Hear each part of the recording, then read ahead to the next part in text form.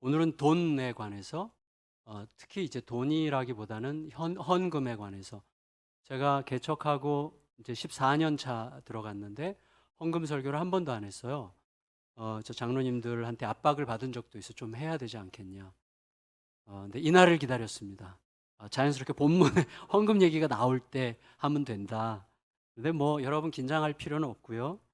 제가 최대한 저의 개인적인 어떤 기대나 개인적인 생각이 들어가지 않도록 성경이 말하고자 하는 게 뭔지를 여러분과 함께 나누려고 하고요. 그래서 헌금과 그다음에 일상의 영성이 뭔지 그걸 여러분과 함께 바울의 가르침과 바울의 삶에 비추어서 이야기하려고 합니다.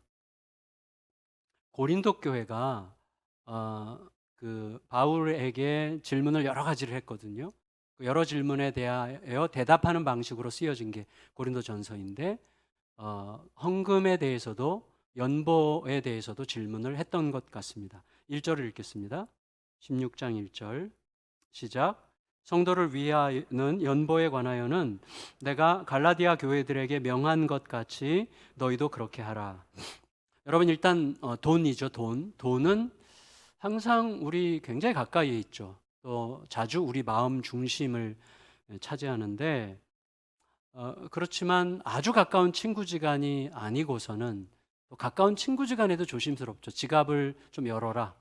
이 말을 요청하는 것은 참 쉬운 일이 아니죠. 굉장히 민감한 일이기 때문에 아직 조심, 헌금은 지갑을 열어라 그 말이잖아요. 근데 지금 굉장히 조심스러운 말이에요.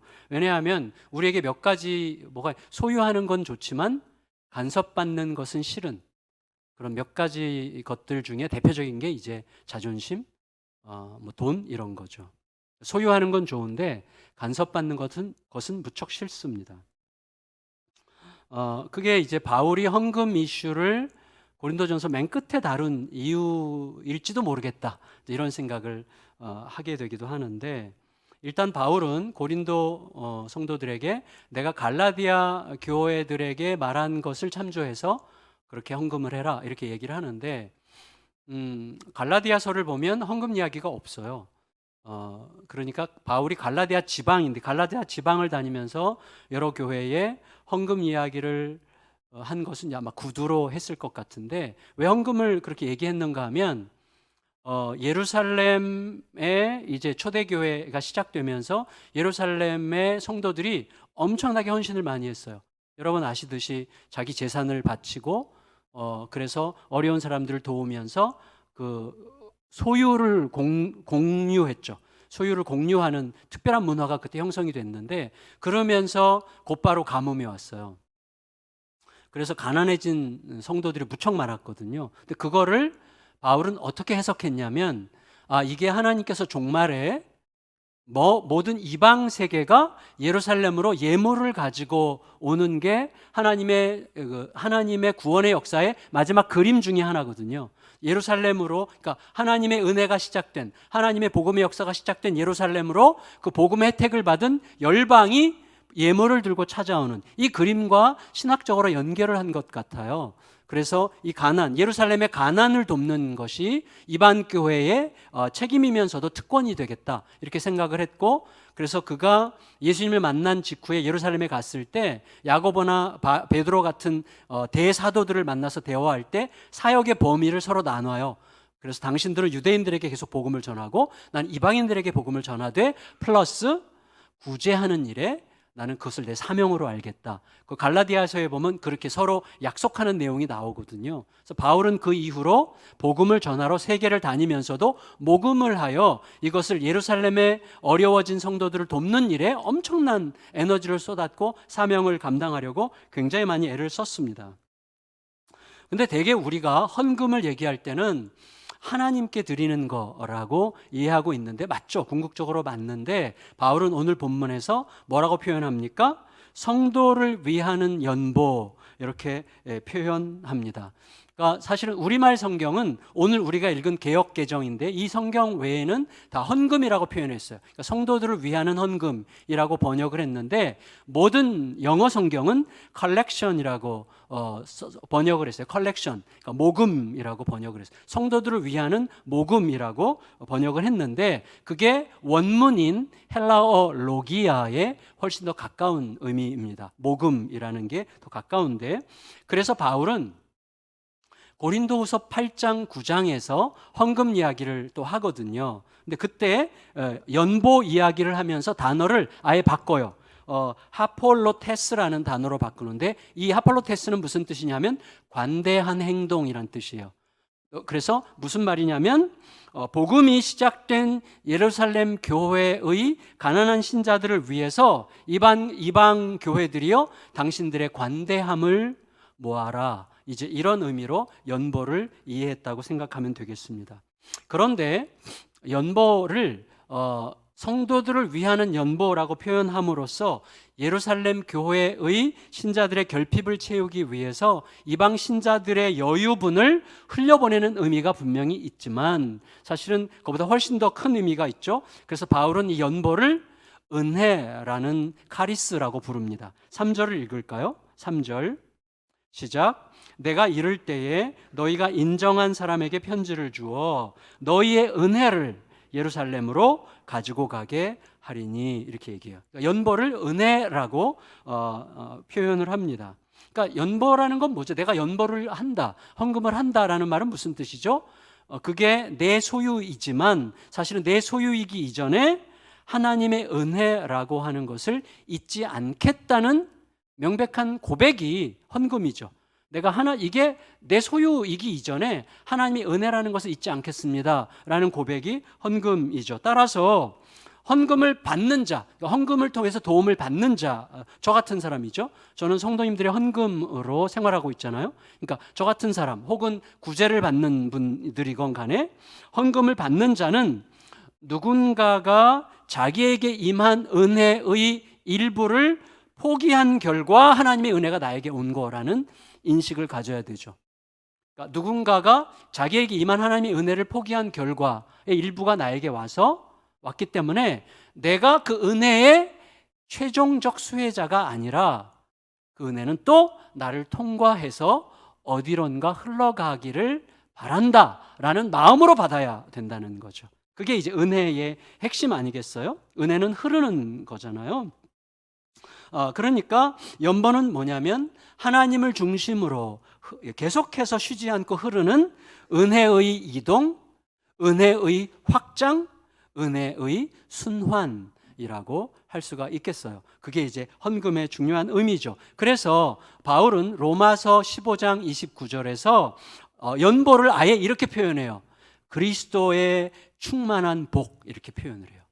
연보를 그렇게 아예 해석을 했어요. 그리스도의 충만한 복을 너희가 받기를 바란다 이런 식으로 얘기를 해요.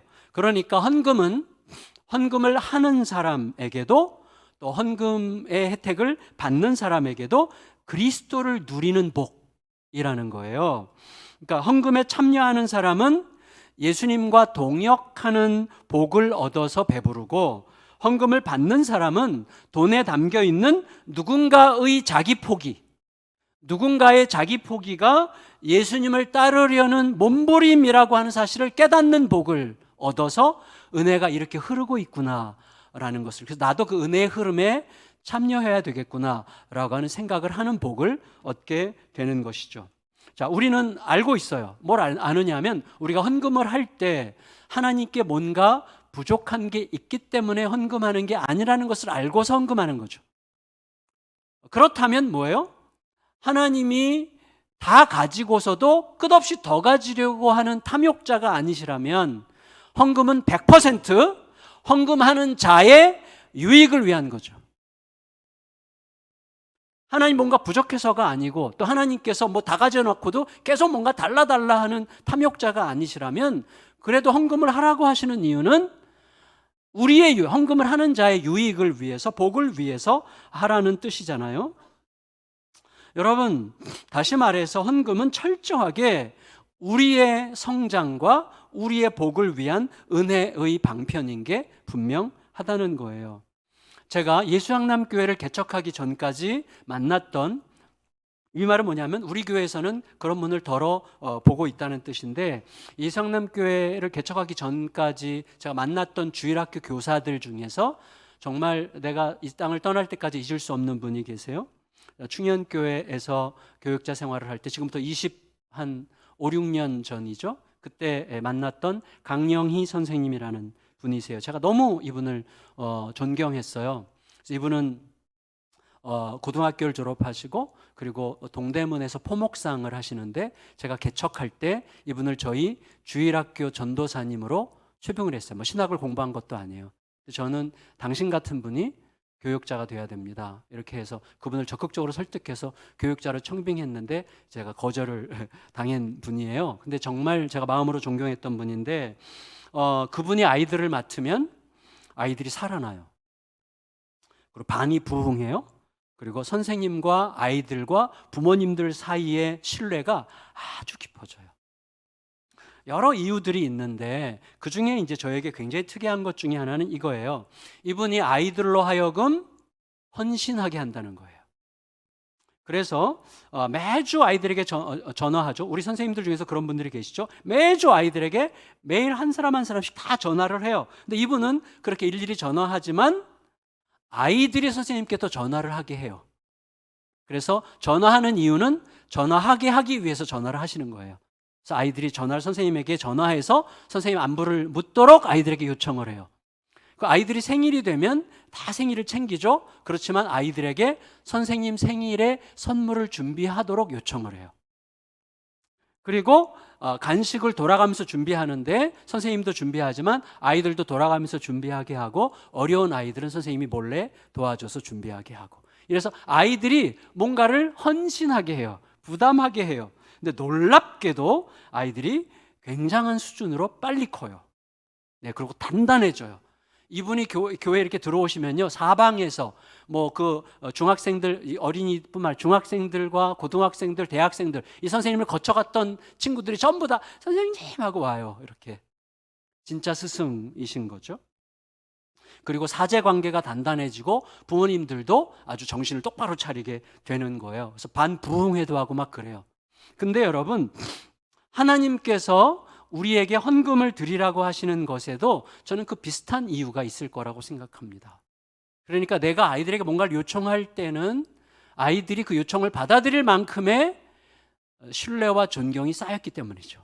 그러니까 그런 관계를 형성하는 비밀이 저는 너무나 중요하다고 생각하는데, 저는 그 비밀을 오늘 바울이 우리에게 가르쳐 주지 않는가, 그렇게 생각을 합니다. 어쨌거나 바울은 구체적으로 우리들에게 어떻게 연보를 하라고 요청합니까? 2절 읽겠습니다. 2절 시작. 매주 첫날에 너희 각 사람이 연보를 하지 않게 하라. 자, 한마디로 이제 너희가 예루살렘의 어려운 동료 신자들을 위해서 모금을 하는데, 내 방문이 임박해서 급하게 준비 없이 막 서둘러서 체면 차리기 위해서 하거나 그러지 말고, 매 주일 모일 때마다 각 사람의 수입에 따라서 모으라, 이렇게 얘기해요. 수입에 따라서 모아라, 이렇게 얘기하는데, 자, 이때 수입이 중요한 단어예요. 이 수입은 뭐냐? 우리는 보통 수입은 내 수고의 대가로 생긴 결과를 수입이라고 생각하는데, 바울이 여기서 쓴 유오도라는 단어는 무슨 말이냐면 좋은 길로 인도받는다는 뜻이에요. 수입이 좋은 길로 인도받는다. 무슨 말이냐면 하나님께서 인도하신 결과라는 거예요. 그러니까 수입은 하나님께서 인도하신 좋은 길에서 생긴 결과다, 이렇게 생각하는 거예요. 그렇다면 여러분, 우리들이 살아가면서 생기는 수입이 정말로 하나님께서 인도하신 결과라는 것을 진짜로 믿는다면 자원하는 마음으로 내서 모아라, 그 말이죠. 그럴 수밖에 없을 거다. 진짜 그걸 너가 믿는다면 자원하는 마음으로 내서 모을 수밖에 없을 거다, 이렇게 얘기하는 것입니다. 다시 말해서 연보가 하나님과 나 사이의 관계에 대한 간증과 고백이 되게 해라, 그 말이죠. 그렇게 모아지는 연본은 전달하는 과정이 훨씬 더 중요하죠. 여러분, 어떤 일을 예민한 일일수록 신중하게 해야 되고 정확하게 해야 되는데, 정확하게 하게 되면 자칫 어떻게 돼요? 감시의 질서가 들어가요. 의심의 질서가 들어가요. 그래서 교회들마다 뭐 재정 개전실에, 재정부실에 뭐 이거 뭐죠? CCTV를 달아야 되니 말아야 되니 이런 이야기들을 많이 뭐 교회들마다 다 하거든요. 그런 갈등들이 있는 거예요. 참 이게 쉽지 않은 문제거든요. 근데 어쨌거나 저는 이렇게 확신합니다. 우리가 교회라면 예민한 일일수록 어떻게든지 의심과 두려움의 질서 대신에 사랑과 신뢰의 질서가 흐르게 하면서도 바르게 할 수 있는 길이 뭔지를 끝까지 고민하는 게 너무나 필요하다는, 이제 좀 약간 이상적인 이야기를 드리고 싶습니다. 저는 제가 중간중간에 늘 그런 얘기하지만 우리 그리스도인들은 지금보다 훨씬 더 이상적이 돼야 된다고 저는 확신하는 사람입니다. 내가 이런 사람입니다를 말하는 게 아니라 왜냐하면 우리가 사랑하고 좋아하고 우리가 그에게 내 인생을 바치고 싶어하는 예수님보다 이상적인 존재는 이 땅에 존재했던 적이 없어요. 예수님이야말로 가장 이상적인 분이시죠. 그러나 어쨌거나 자, 중요한 건 뭐냐면 예민한 것일수록 사랑과 신뢰의 질서가 흘러야 되는데, 그래서 바울이 뭐라고 얘기하는가 하면, 너희가 헌금을 모금하면 그거를 운반하는 전달자들은 너희가 인정하는 너희의 사람이 되면 좋겠다, 이렇게 얘기해요. 그리고 만일에 그것이 너희에게 충분치 않다고 생각하면 나도 동행하겠다, 이렇게 이야기합니다. 3절 4절 읽겠습니다. 3절 4절 시작. 내가 이를 때에 너희가 인정한 사람에게 편지를 주어 너희의 은혜를 예루살렘으로 가지고 가게 하리니, 만일 나도 가는 것이 합당하면 그들이 나와 함께 가리라. 여러분, 누군가의 헌금을 전달한다든지 또 누군가에게 헌금을 요청한다든지 할 때 그럴 수 있는 사람, 그것을 진실되게 맑게 그리고 좀 평화롭게 이야기할 수 있는 사람은 누구겠어요? 내 안전의 근거가 돈이 아닌 사람이죠. 돈이 있어야 안전하다고 생각하는 사람은 전달자 역할을 하면 안 됩니다. 그런 사람은 헌금을 요청할 수도 없습니다. 그러니까 내 안전의 근거가 돈에 있지 않다는 걸 확실히 믿는 사람, 전적으로 내 안전의 근거가 하나님께 있다는 것을 완전히 믿는 사람만 전달자 역할을 할 수 있고 그가 요청할 수 있는 거죠. 그리고 돈을 가진 사람을 상대할 때 보통은 그가 부자면, 그것도 굉장한 부자면 우리의 마음가짐과 태도가 완전히 달라지거든요. 뭐 때문에 달라지는 거예요? 돈 때문에 달라지는 거예요. 그거는 돈 가진 사람이 그것 때문에 기분 좋아한다면 그건 바보 등신이죠. 내가 가진 돈 때문에 나를 좋아한다는 것을 내가 즐긴다면 내가 바보라는 뜻이잖아요. 그러니까 여러분, 그가 돈을 가졌다고 해도 그가 가진 것 때문에 그를 존중하는 게 아니라 그의 존재 자체를 존중해야만 진짜죠. 다시 말하면 누가 가졌다는 사실 때문에 그를 존중한다면 똑똑한 사람이면 수치심을 느낄 거예요. 모욕감을 느낄 거예요. 뭐야? 그러니까 무슨 말이냐면, 모금을 요청할 수 있는 사람이나 돈을 전달할 수 있는 사람은 어떤 사람이어야 되냐면, 내 안전의 근거가 돈에 있지 않고 하나님이 나에게 전적인 안전의 근거라는 사실을 완전히 믿는 사람, 동시에 돈 있는 사람과 없는 사람을 돈이 있냐 없냐로 보는 게 아니라 그 존재 자체로 보려고 하는 사람, 그런 사람만이 모금을 요청할 수 있고 전달할 수 있다고 얘기하는 것인데, 우리는 그런 사람을 바울을 통해서 볼 수 있다고 저는 생각합니다. 그런데 안타깝게도 고린도후서, 이제 뒤에 가서 나중에 고린도후서 우리 묵상하게 될 텐데, 고린도후서를 보면 바울의 이런 모금에 대한 노력이 처음에는 실패해요. 왜냐하면 고린도 교회에 모함하는 자들이 일어났어요. 그래서 바울이 지금 모금하러 다니는데 사실은 교묘한 방식으로 자기가 챙기려고 모금하는 거야라는 의심을 퍼뜨려서 교회 안에서 사랑과 신뢰의 질서를 허물고 의심과 두려움의 질서를 불러 일으켰기 때문에 사실은 바울의 모금의 이 호소가 처음엔 실패합니다.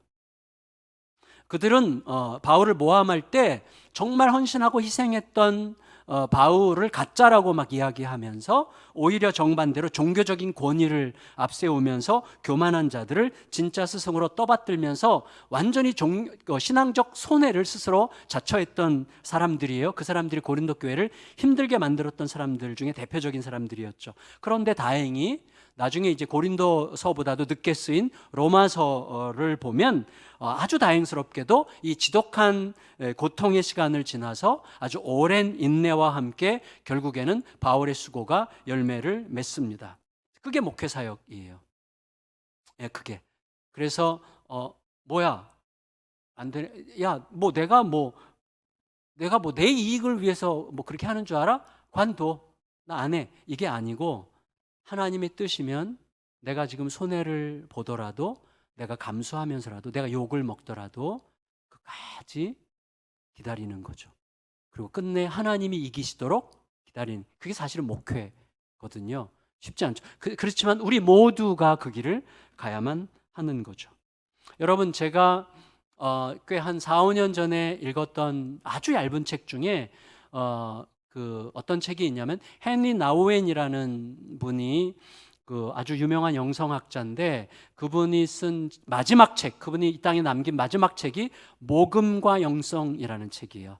Fundraising and Spirituality라는 책인데 아주 얇지만 아주 강력한 책이에요.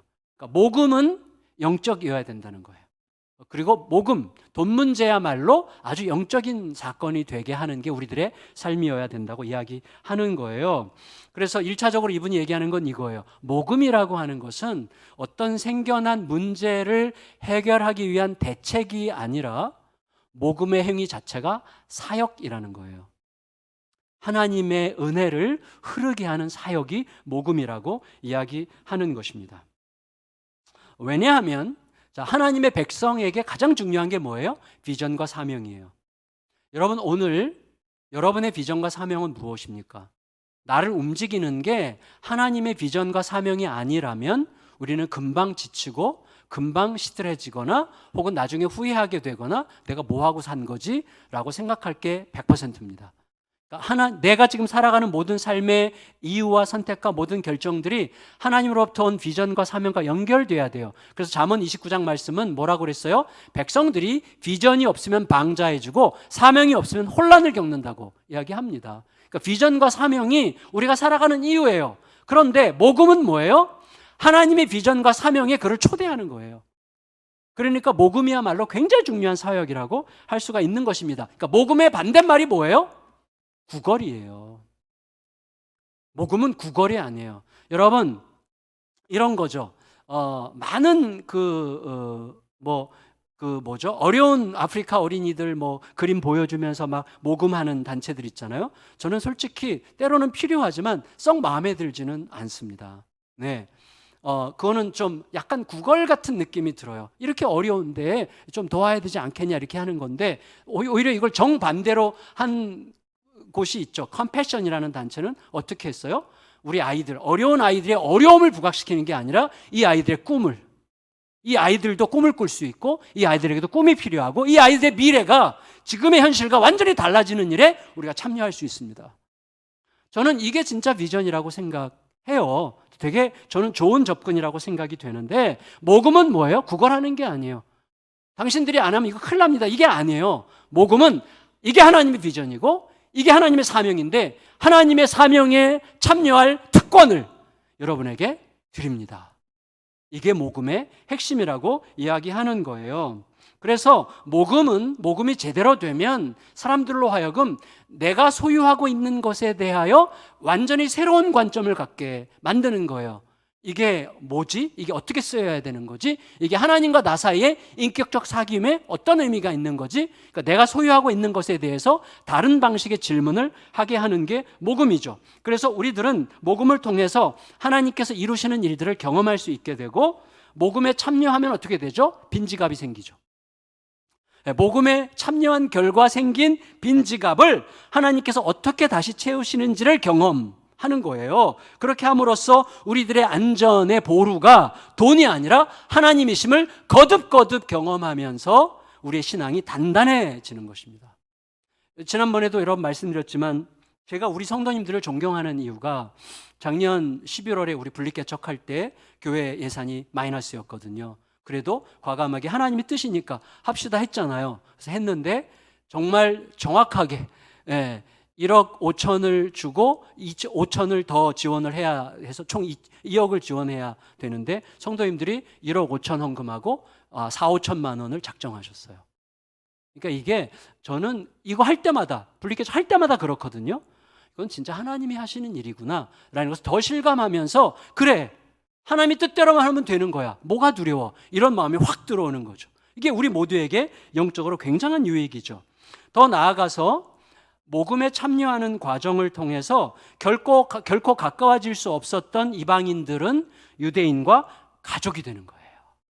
가족이. 이게 굉장히 중요해요. 바울의 사명은요, 이방인들의 교회와 유대인들의 교회가 그리스도 안에서 가족이 된다는 것을 이 복음과 나눔을 통하여 확인하려고 했던 것입니다. 여러분 생각해 보세요. 진짜 가족에게는 돈을 아끼지 않습니다. 사랑하는 가족에게는 지갑이 열립니다. 따라서 지갑을 열 용기가 없다는 것은 말을 얼마나 멋들어지게 잘할지라도 상관없어요. 아직 가족이 아닌 거예요. 혹은 가족이 될 생각이 없다는 거예요. 이게 매우 중요합니다. 여러분, 제자반 교재 3학기의 복음과 삶이라는 교재에서 조나단 에드워즈, 이제 굉장한 개혁자죠. 조나단 에드워즈의 말을 인용하는데 이렇게 조나단 에드워즈가 이렇게 얘기했어요. 너희가 서로 짐을 지라라고 성경은 이야기하는데 우리가 그게 짐이라고 느껴질 때까지 나눠줄 때라야 서로 짐을 지라는 말씀이 성취되는 거다. 너희가 서로 짐을 지라고 그랬잖아요. 짐을 지라. 그러니까 짐이라고 느껴질 때까지 섬겨야 짐을 지는 거란 말이죠. 우리 자신에게 질문해 볼 만한 굉장히 중요한 이슈예요. 저는 저에게 짐으로 느껴질 만한 헌신을 최근 2, 3년 중에 제일 좀 헌신이라고 생각했던, 개인에게 헌신할 때 생각했던 게 1,000만 원 정도였어요. 누구 개인이 이사를 하는데 전세 보증금이 부족하고 굉장히 안타까운 상황이 돼서 1,000만 원을 헌금했어요. 마침 그때 제가 암 진단 보상을 받았어요. 근데 그러면 어떤 현상이 생기는 줄 아세요? 제가 깔짝거리면서 도우면 나도 모르게 기억이 돼요. 근데 제가 과분하게 주제넘게 섬기잖아요. 그러면 나 같은 자가 나로서는 할 수 없는 일을 하게 된 것은 하나님이 하신 거라는 생각을 하게 되는 거예요. 제가 이 말씀에 어떤 비밀이 있다는 것을 느끼게 돼요. 너희가 서로 짐을 지라는 것을 조나단 에드워즈가 해석한 거. 너희가 짐이라고 느껴질 때까지 섬겨야 그게 서로 짐을 지라는 말을 너희가 성취하는 거다라는 말을 조금 이해하게 되는 것 같아요. 여러분, 우리는 그때라야 짐을 지느라고 생긴 빈 지갑의 결핍, 힘 빠짐의 수고로 인해서 하나님을 더 바라볼 수 있게 되고, 그에 따라서 하나님께서 나를 대신해서 기꺼이 짐을 져주시는 상황을 극적으로 경험하게 되는 거예요. 아마 여러분 다 그런 경험해 보셨을 거라고 생각해요. 예를 들어서 많은 신자들이 유사하게 경험하는 현상들 중에 어떤 현상이 있어요? 어느 날 누군가에게 정말 마음의 감동이 확 와가지고 한 30만 원쯤 후원했는데 그날 혹은 그 주에 전혀 생각하지도 못했던 방식으로 30만 원이 딱 생겨. 그런 거 많죠? 없구나. 여러분, 그 어떤 순간이에요? 하나님께서 아신다, 하나님께서 보고 계신다, 하나님께서 개입하신다는 것을 알게 되는 순간이에요. 너무 영광스러운 시간들이죠. 그러니까 짐으로 느껴질 만큼이 아닌 경우에는 나의 결핍은 좀 덜할지 모르겠지만 은혜 대신에 생색만 남을 가능성이 무척 많습니다. 자, 이제 헌금 얘기를 여기까지 한 다음에 바울은 이제 자신의 루틴한 일상에 관한 이야기, 내가 이제 이런 계획이 있고 이렇게 할 건데 하는 이제 이런 어떻게 보면 좀 잡다할 수도 있는, 그러나 중요한 건 뭐냐, 하나님께서 그것을 성경에 기록되게 하시고 우리에게 읽게 하신다는 거죠. 그러니까 우리가 바울의 무슨 개인적인 일상을 일일이 다 알아야만 할 필요는 없지만 우리가 알아야 될 것은 하나님은 왜 바울의 이러한 일상에 대한 소개를 우리로 하여금 읽게 하심으로써 우리에게 뭔가를 생각하게 하시는 걸까는 생각해야 되는 거겠죠. 그게 5절에서 9절까지예요. 읽겠습니다. 5절에서 9절까지 시작. 내가 마게도냐를 지날 터이니 마게도냐를 지난 후에 너에게 가서 혹 너희와 함께 머물며 겨울을 지낼 듯도 하니 이는 너희가 나를 내가 갈 곳으로 보내어 주게 하려 함이라. 이제는 지나는 길에 너희 보기를 원하지 아니하노니 이는 만일 주께서 허락하시면 얼마 동안 너희와 함께 머물기를 바람이라. 내가 오순절까지 에베소에 머물려 함은 내게 광대하고 유효한 문이 열렸으나 대적하는 자가 많음이라. 요 구절은 약간 이렇게 번역하는 게 더 나을 것 같아요. 내게 대적하는 자가 많지만 내게 광대하고 유효한 문이 열렸다. 이렇게 이제 번역하는 게 좀 더 자연스러운데, 여러분 보세요. 바울이 지금 자신의 사사로운 이제 늘 이렇게 살았죠. 바울은 늘 이렇게 내가 이제 이렇게 할 거고 이렇게 할 거 이렇게 할 거다 얘기하는데 지금 바울은 에베소에 있어요. 지금의 터키 소아시아 지방에 있고 에베소 그 바로 앞에 있는 이 터키와 오늘날 터키와 그리스 사이에 있는 바다가 에게해예요. 에게 이렇게 조그만 바다인데 죄송합니다. 에게해에서 서북방향으로 바다를 건너면 거기가 마게도냐 지방이에요. 빌립보, 데살로니가, 베레아가 있는 이제 마게도냐 지방이고 거기서 걸어서 내려오면 이제 거기가 아가야 지방이에요. 거기에 이제 고린도가 있고 아테나가 있고 그렇거든요. 근데 바울은 지금 내가 이제 마게도냐 먼저 지방 지나고 너희에게로 가서 너희랑은 좀 오래 머물려고 하는데 그때 너희랑 좀 더 충분히 대화하고 그 다음 내 여행지가 예루살렘인데 예루살렘으로 갈 여행 경비를 너희가 부담해 줬으면 하고 생각하기 때문이야 라는 말을 솔직하게 털어놔요. 이해를 하고 그 다음에 그러나 지금 당장은 어렵고 당장은 내가 에베소에 가야 더 있어야 될 것 같아. 왜냐하면 대적하는 자가 이렇게 많지만 여전히 복음의 문이 활짝 열려 있기 때문에 근데 여기서 할 일이 좀 더 있어서 좀 더 기다려야 될 것 같아. 이렇게 이제 소개하는 거예요. 근데 중요한 건 뭐냐면 우리에게 중요한 것은 하나님께서 왜 바울이 이런 일상을 에베소 교회와 나누려고, 그러니까 바울은 사실 자신의 일상 속에 에베소 성도들의 관심과 기도가 연결되기를 기대하는 거잖아요. 동시에 하나님은 그것을 우리에게 왜 알리려고 하시는가, 우리는 왜 그걸 읽어야 되는가를 생각해 볼 때 저는 이렇게 생각이 됐어요. 일단 우리들의 일상에 대해서 생각해 보게 하려고 저는 이런 말씀을 읽게 하셨다고 생각하고, 동시에 바울이 이렇게 늘 반복되는, 자신의 삶에서 늘 반복되는 일정이잖아요. 이것은 늘 반복되는 이런 일정을 어떤 정신을 가지고 살아갔을까를 우리에게 알게 하려고 우리에게 읽게 하신 거라고 저는 생각이 됐습니다. 여러분, 하나님께서 고린도 신자들과 나누는 바울의 일상을 우리에게 알게 하시는 이유는 소극적으로 보면 우리 일상에 가득한 위험 때문이라고 저는 생각합니다. 여러분, 우리가 언제 넘어져요? 루틴하게 반복되는 일상 때문에 넘어집니다. 루틴하게 반복된 일상은 뭐예요? 내가 다스릴 수 있고 내가 핸들링 할 수 있는, 뭐 이렇게 하면 돼. 이거 이렇게 하면 되는 거야. 내가 다 알아. 왜? 늘 반복되고 내가 능수능란하게 다룰 수 있는 삶이 계속 반복될 때 그때 넘어지는 거죠.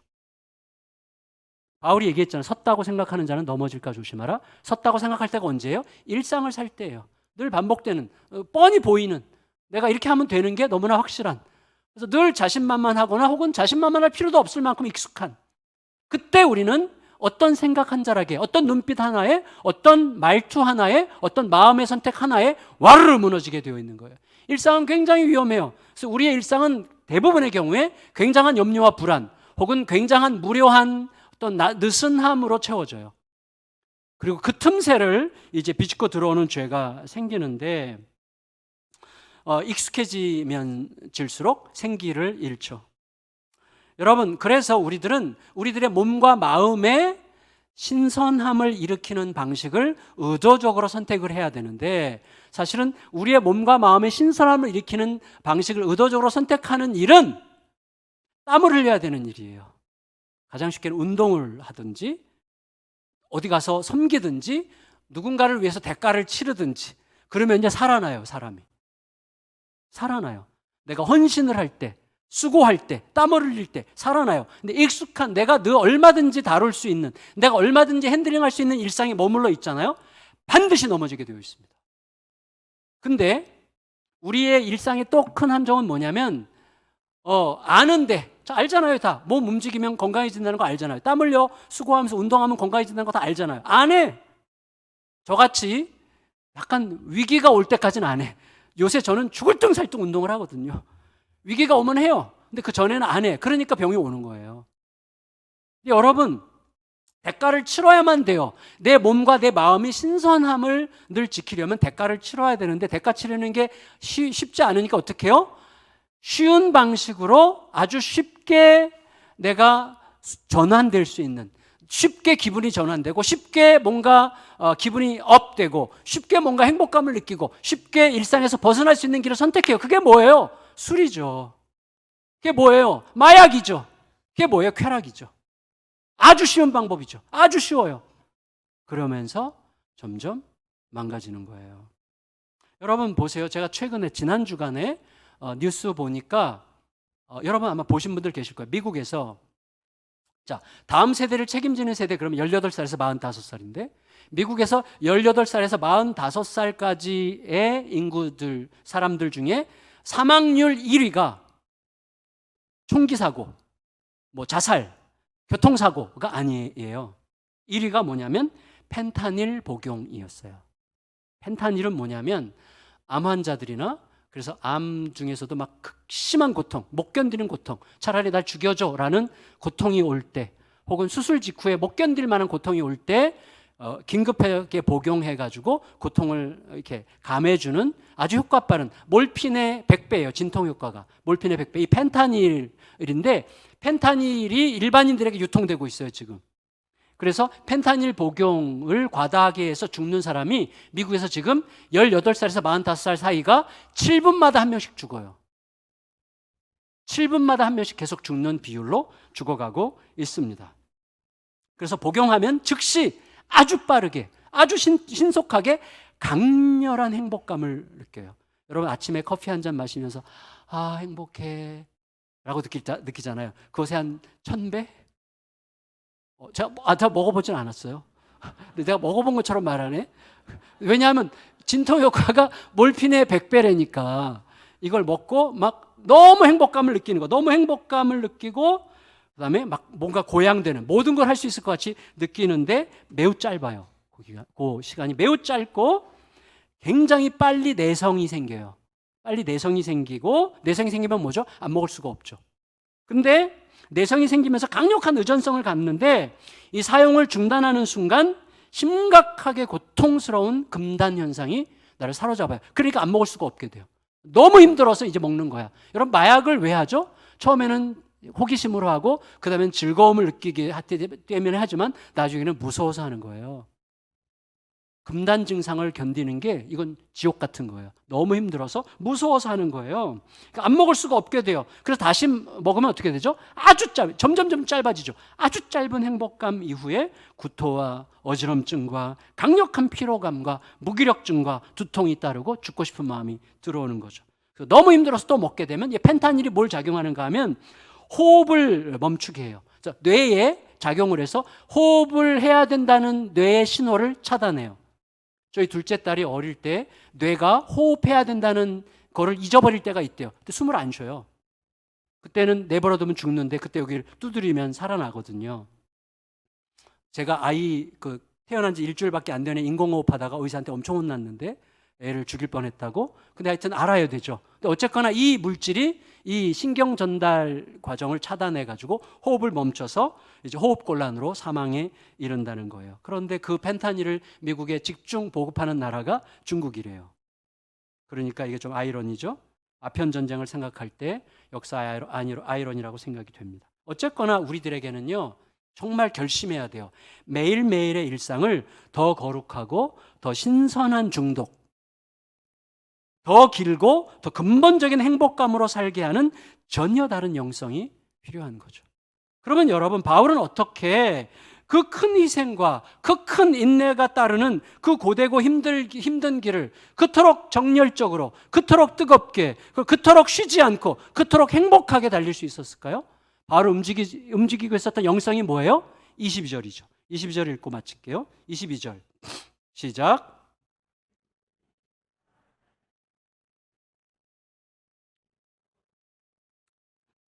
예, 22절만 읽겠습니다. 다시 한번 시작. 만일 누구든지 주를 사랑하지 아니하면 저주를 받을지어다. 우리 주여 오시옵소서. 네. 뭐가 이게 좀 편집이 잘못됐어요? 여러분, 이게 굉장히 자극적이잖아요. 그리고 굉장히 도전적인 말인데 우리는 이렇게 먼저 생각해야 될 것 같습니다. 뭐냐면 사실 바울은 이 말을 가장 먼저 자기 자신에게 했을 거예요. 여러분, 이 말을 누구보다 먼저 자기 자신에게 할 수 없는 사람이라면 그는 아직 주님을 사랑하는 사람이 아닐 거예요. 혹은 위선을 떠는 자일 거예요. 주님을 진실로 사랑하고 주님을 진실로 사랑하는 것에 복과 저주의 갈림길이 있다는 것을 뼈저리게 알아서 늘 자기 자신에게 그렇게 말하는 사람만 다른 사람에게 이렇게 강도 높게 말할 수 있을 것입니다. 더 나아가서 우리들은 주님을 사랑하지 않기 때문에 저주를 받는 게 아니에요, 사실은. 주님을 사랑하지 않는 것 자체가 저주예요. 여러분, 왜냐하면 그건 뭐랑 같으냐면 예수를 사랑하지 않으면서 예수 공동체에 거하는 것과 똑같은 거죠. 사랑한다는 건 뭐예요? 말씀을 따른다는 거예요. 너 사랑해. 너 말은 별로 탐탁지 않아. 그건 사랑하는 게 아니에요. 사랑한다는 것은 그의 말을 따르는 거죠. 여러분, 바울처럼 주님을 사랑함으로 주님의 말씀을 전적으로 따르거나 바리새인들처럼 자기 자신을 사랑함으로 주님 말씀 따르는 게 유리해 보인다고 하는 내 판단을 따르는 저주에 빠지거나 둘 중에 하나입니다. 그래서 아까 우리가 읽었던 시편 2편에서는 뭐라고 그랬어요? 12절에 그의 아들에게 입맞추라. 그렇지 아니하면 진노하심으로 너희가 길에서 망하리니 그의 진노가 급하심이라. 여러분, 예수님을 사랑하는 것에 모든 비밀이 담겨 있기 때문에 예수를 사랑하지 않는 것 자체가 저주예요. 어쨌거나 주님을 진실로 사랑한다면 주님의 말씀을 따를 수밖에 없어요. 그래서 주님은 뭐라고 그러셨어요? 나를 사랑하는 자는 내 계명을 지키리니 이렇게 말씀하셨습니다. 저희 미국에 있는 딸 부부가 다퉜어요. 다툼 끝에 사위가 자기 잘못을 시인했어요. 딸이 사위에게 요구사항 리스트를 내밀었어요. 이거 해 그러면. 사위랑 제가 통화를 했는데 제가 이렇게 얘기했어요. 야, 거기 있는 리스트 너 다 지켰는데 다 지키고 났는데 아내를 사랑하지 않아.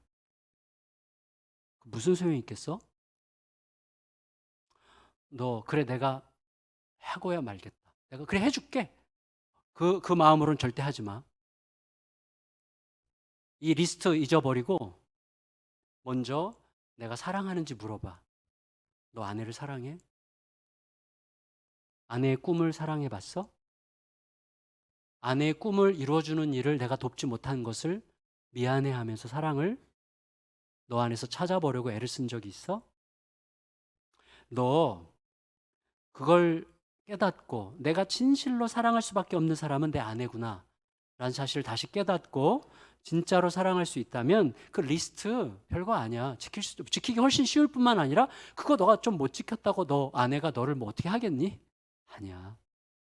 그래서 둘이서 아주 이제 잘 대화를 마쳤는데 여러분 이거 우리가 꼭 기억해야 됩니다. 사랑과 신뢰가 끌어가지 않으면 되는 것 같아도 된 게 아닙니다. 되는 것 같아도 된 게 아니에요. 바울은 그 비밀을 알고 말하는 거예요. 주님을 사랑하지 않는 자는 저주를 받을지어다. 어떻게 이렇게 무서운 말 할 수가 있겠어요? 그게 그렇게 엄중하기 때문에, 그게 우리의 생명 그 자체이기 때문에, 거기에 우리의 삶의 전부가 다 담겨 있기 때문에 이렇게 엄중하게 말할 수밖에 없었던 것이죠. 그러니까 이렇게 아름답게 날이 서 있는 영성을 가진 채 날마다 주님을 기다리면서 살았던 거예요, 바울은. 다시 한번 22절 읽을까요? 22절 시작. 만일 누구든지 주를 사랑하지 아니하면 저주를 받을지어다. 우리 주여 오시옵소서. 아멘. 여러분 마칠게요. 우리는 어떤 바람직한 길을 걷기 위해서 주님을 사랑하는 게 아니에요. 주님이 길이기 때문에 주님을 사랑하는 거고, 주님을 사랑하는 것 자체가 길이라는 것을 알기 때문에 그 길을 걷는 것입니다. 우리가 알수록 사랑할 수밖에 없는 분이기 때문에 그를 사랑하게 되고, 그를 사랑하는 게 인생 최고의 길이라는 것을 돌아보니 알게 되는 거예요. 그 길을 걷다 보면 어떻게 돼요? 참 자유와 기쁨과 만족과 평화가 어느새 우리를 이렇게 감싸는 것을 알게 돼요. 그리고 모든 것들이 막 제자리를 찾아 들어가.